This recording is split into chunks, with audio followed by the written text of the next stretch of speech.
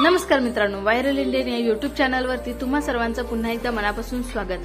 तर मित्रांनो, मुंडे, देशमुख आणि आता भोंडवे प्रकरणातही कराडचं कनेक्शन आहे असं सध्या चर्चा रंगत आहेत। तुम्हाला याबद्दलचं काय मत आहे हे नक्की कमेंटमध्ये सांगा आणि या व्हिडिओला शेवटपर्यंत नक्की बघा।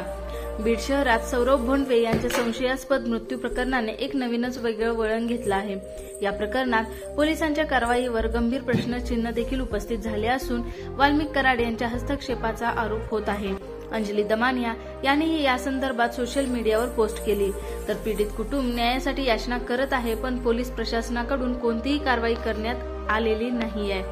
संशयास्पद मृत्यूचे कारण सौरभ भोंडवे यांच्या वडिलांनी गंभीर आरोप केले आहेत। त्यांच्या मते सौरभचा मित्र गोरख आघाव, संभाजी जायभये आणि सागर जाधव यांनी खून केला आणि मृतदेह तलावात फेकून दिला, परंतु पोलीस प्रशासनाने कोणतीही तक्रार घेतली नाही। जेव्हा हॉटेलमध्ये जेवण केलं त्याचं सीसीटीव्ही फुटेज तपासलं नाही, उलट आमच्याशीच उद्धट वर्तन केलं असं सौरभ भोंडवे यांच्या वडिलांचं मत आहे।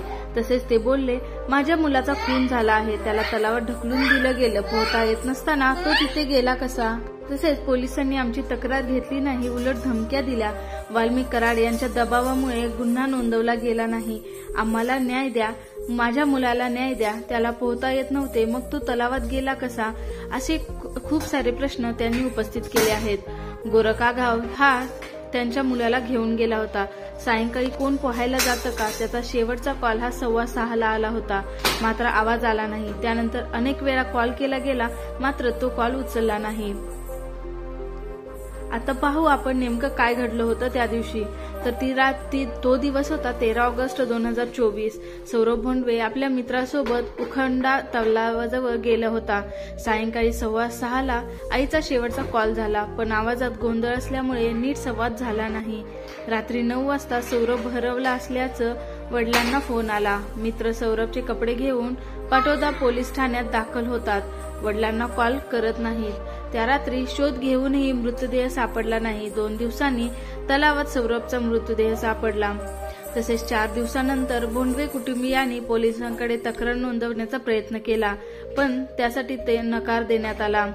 5 महिन्यानंतर जानेवारी 2025 मध्ये पोलिसांनी वडिलांचा जबाब घेतला। संतोष देशमुख हत्या प्रकरणामध्ये संशयित असलेल्या वाल्मिक कराड यांचे नाव पुन्हा चर्चेत आले होते। त्यांच्या प्रभावामुळे पोलिसांनी गुन्हा नोंदवला नाही असा आरोप आहे। या घटनेमुळे पोलिसांवर पक्षपातीचे आरोप देखील होत आहेत। सौरभ भोंडवे प्रकरणासह बीड जिल्ह्यात अनेक गंभीर प्रकरणे समोर येत आहेत। व्यापारी महादेव मुंडे, सरपंच बापू आंधळे या प्रकरणातही वाल्मिक कराड यांच्यावर आरोप होत आहेत। तसंच पोलीस दलात वाल्मिक कराड यांचा हस्तक्षेप यावरून पोलीस प्रशासनावर नागरिकांचा विश्वास राहिलेला नाही। आता प्रश्न हा आहे की या प्रकरणात न्याय मिळणार का? आरोपीवर कारवाई होणार का? दोषी पोलिसाची चौकशी होणार का? हे पाहणे अत्यंत महत्त्वाचे ठरेल। तर मित्रांनो, तुम्हाला या प्रकरणाबद्दल काय वाटतं हे नक्की सांगा। तसेच यामध्ये कोणतं राजकारण दडलेलं आहे हे देखील तुमचं मत व्यक्त करू शकता।